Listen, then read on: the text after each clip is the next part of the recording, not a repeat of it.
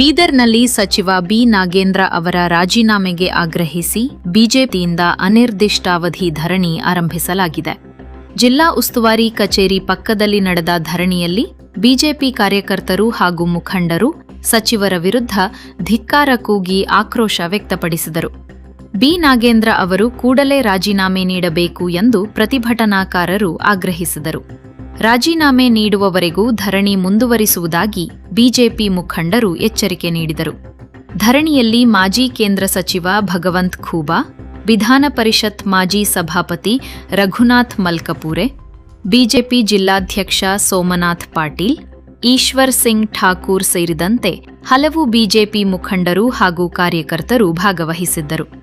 ಈ ವೇಳೆ ಸಚಿವ ಬಿ ನಾಗೇಂದ್ರ ವಿರುದ್ಧ ಘೋಷಣೆಗಳನ್ನು ಕೂಗಿ ಆಕ್ರೋಶ ವ್ಯಕ್ತಪಡಿಸಿದ ಪ್ರತಿಭಟನಾಕಾರರು ತಮ್ಮ ಬೇಡಿಕೆ ಈಡೇರುವವರೆಗೂ ಹೋರಾಟ ಮುಂದುವರಿಸುವುದಾಗಿ ತಿಳಿಸಿದ್ದಾರೆ. ಸಂವಿಧಾನದ ಮೇಲೆ ನಂಬಿಕೆ ಇಲ್ಲ, ಸಂವಿಧಾನದ ಆಸೆಯನ್ನು ಧಿಕ್ಕರಿಸಿ ಇವತ್ತು ಅವರ ನಡವಳಿಕೆಗಳನ್ನ ನಾವು ನೋಡ್ತಾ ಇದ್ದೀವಿ, ನಾವು ಗಮನಿಸ್ತಾ ಇದ್ದೀವಿ. ಬಂಧುಗಳೇ, ಯಾವ ರಾಹುಲ್ ಗಾಂಧಿ ವಿದ್ಯಾರ್ಥಿಗಳ ಪ್ರತಿಭಟನೆ ಹೆಸರಿನಲ್ಲಿ ಆ ಒಂದು ಸೋಗಿನಲ್ಲಿ ಪ್ರತಿಭಟನೆ ನಿಷೇಧ ಇರುವಂತಹ ಸ್ಥಳವಾದಂತಹ ಪ್ರಧಾನಮಂತ್ರಿ ಅವರ ನಿವಾಸದ ಎದುರುಗಡೆ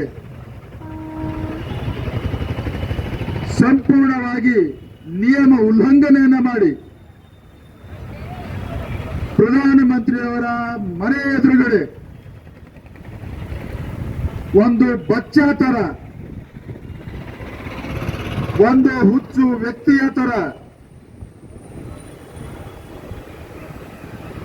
ಒಂದು ಮನಸ್ಥಿತಿಯನ್ನ ಅಸಮತೋಲನ ಕಳೆದುಕೊಂಡಿದ್ದಂತ ರೀತಿಯಲ್ಲಿ ರಾಹುಲ್ ಗಾಂಧಿ ಪ್ರತಿಭಟನೆ ಮಾಡಿದ್ದಾರೆ. ವ್ಯವಸ್ಥೆಯಲ್ಲಿ ವಿರೋಧ ಪಕ್ಷಕ್ಕೂ ಕೂಡ ಅಷ್ಟೇ ಜವಾಬ್ದಾರಿ ಇದೆ ಎನ್ನುವಂಥದ್ದನ್ನ ನೀವುಗಳು ಕೂಡ ಅಧಿಕಾರದಲ್ಲಿದ್ದಾಗ ಇದೇ ಮಾತುಗಳನ್ನು ಹೇಳಿದ್ರಿ. ಆದ್ರೆ ಇವತ್ತು ವಿರೋಧ ಪಕ್ಷದ ನಾಯಕನಾಗಿ ನೀವು ಮೊನ್ನೆ ಮಾಡಿದಂತಹ ಪ್ರತಿಭಟನೆ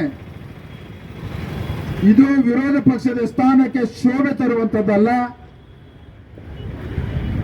ಇದು ಪ್ರಜಾಪ್ರಭುತ್ವದ ವ್ಯವಸ್ಥೆಯಲ್ಲಿ ಶೋಭೆ ತರುವಂತದ್ದಲ್ಲ.